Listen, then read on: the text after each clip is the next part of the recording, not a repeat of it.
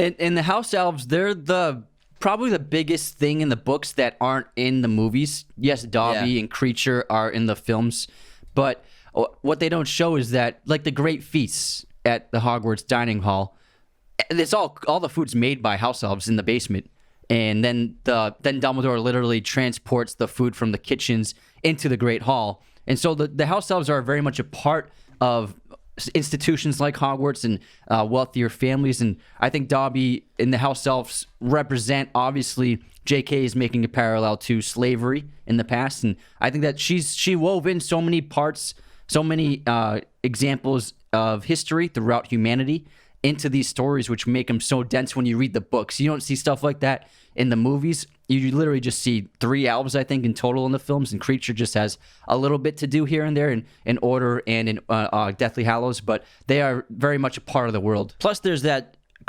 overarching storyline, storyline of Hermione Granger in the books. She creates SPEW, which is the Society for the Promotion of Elvish Welfare, which is an organization that created in response to what she saw as the gross injustices in treatment of house elves. After I think this is in Half-Blood Prince when Goblet of Fire, when she's at the World Cup and she sees how the house elves are treated there, especially as it's Cornelius Fudge's house elf in the book that gets into trouble with the wand. And so that's when she creates SPEW, and that's an overarching side plot of her throughout the entire franchise from then on. Yeah, and then it's just something that you couldn't fit into the movies in terms of the plot, and there's so much besides that. They can't those books are 700 pages long. There's only so much they can do. But Harry just seems to get himself into so much trouble, or someone's trying to take him down, and we don't understand yet that it's Dobby trying to not kill him, but, hurt him to send him home. And that's when he's attacked by the bludger during the Quidditch match, which is one of my favorite. Again, I think it might be the best Quidditch match. That's great. And the closing of the gate at the Hogwarts Express platform 9 3/4. That's why Harry and Ron can't get through. And then they geniusly take the Fort Anglia flying car to Hogwarts, and that's just a great scene in general. And they're trying to find the train. They're in front of it. I think we found the train. Yeah, I think we found it. But also Harry, he turns up into the scenes of crimes in this movie over and over again. Yeah. And even in Dumbledore's office when he shows up and Fox burns up, he's like, it wasn't me, I swear. I didn't fucking touch him. It's always you three. But I love Fox because the animatronic version looks really good and on set. He's in the ride, isn't he?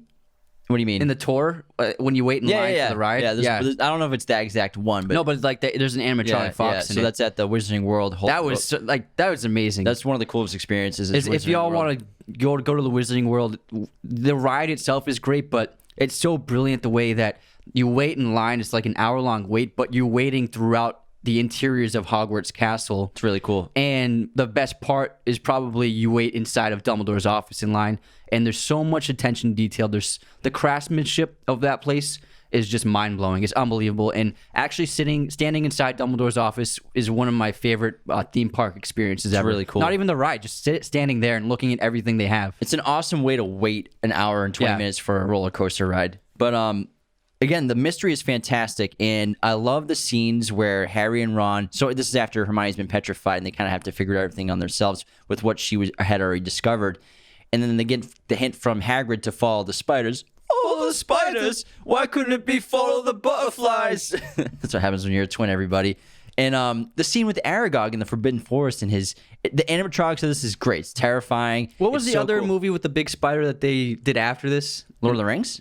Yeah, and they weren't sure if they could top Aragog. Yeah. Well, they're different because that's all CGI pretty much, and then Aragog is I don't think there's a single CGI shot of Aragog at all. Just when he's little in the memory. Yeah, so just that, but when he's big, it's all animatronic robot. But they just keep him chilling. He's very old. But it's this sequence, it's like a horror movie at times. It's so terrifying. You can see how brave Harry is, and then how until he sees what's going on. Yeah, but you can also see how skittish Ron is the whole time. Because he's like looking around like, oh, there's spiders. Can we go now? But it's like a horror movie. But it's a great action sequence too when they're in the car and they're running from the spiders. And I think the action sequences in Chamber of Secrets are so underrated. Oh yeah, 100%. Because there's the car.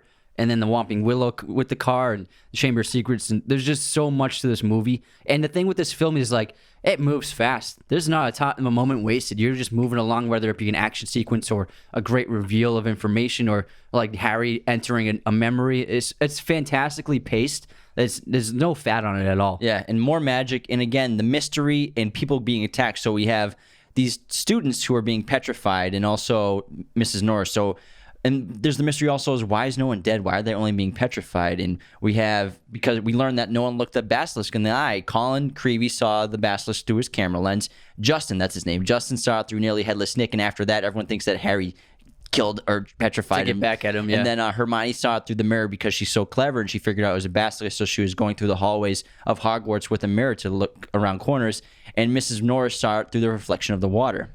And I love the build up to it because throughout the entire film, Harry is hearing this voice, and we learn it's the basilisk. But we think that he is maybe losing his mind a little bit. And whatever's happening, it could be corrupting his mind. And we end up learning that obviously Ginny's the one who did it all under the control of Tom Riddle through the diary. And it's a great reveal because what Chris Columbus did in JK is they showed us where the diary came from right from the start. There's that shot in the bookstore when Lucius hands back Ginny's books, and I think Harry even notices, but he kind of thinks nothing of it, that there's another book behind that journal, and it ends up being Tom Riddle's diary. And it's a great way of showing us, like, they showed us the clue right from the start of who it was and what exactly caused it all to happen. Yeah, and there's great foreshadowing in the Chamber of Secrets for the rest and future of the franchise of Harry Potter. And there are so many hints at Harry's path as well in his story. So we have Horcruxes, obviously, not just their existence, their influence that they can have on people, for example, so how it possesses Ginny Weasley, just like how it has the effects on the trio in Deathly Hallows, but also how to destroy Horcruxes, and that's when Ron and Hermione in Deathly Hallows also use the Basilisk Fane to destroy the Horcrux in Deathly Hallows.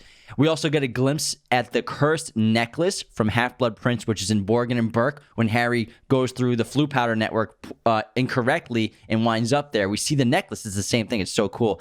And then wands, so Ron's wand breaks in the flying car when they're being attacked by the Whomping Will, right before they're attacked by the Whomping Will. This foreshadows Harry's wand breaking in Deathly Hallows.